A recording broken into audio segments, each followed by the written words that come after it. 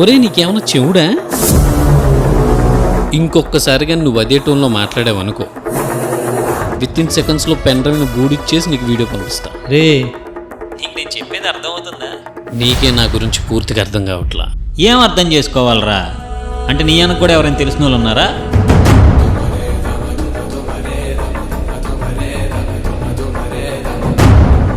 SI కన్నా MLA కన్నా పెద్ద పొజిషన్లో ఉన్నోళ్ళ?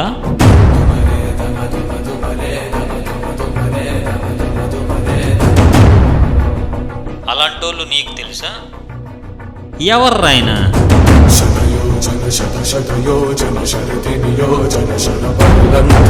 అంత పవర్ఫుల్ పర్సనా?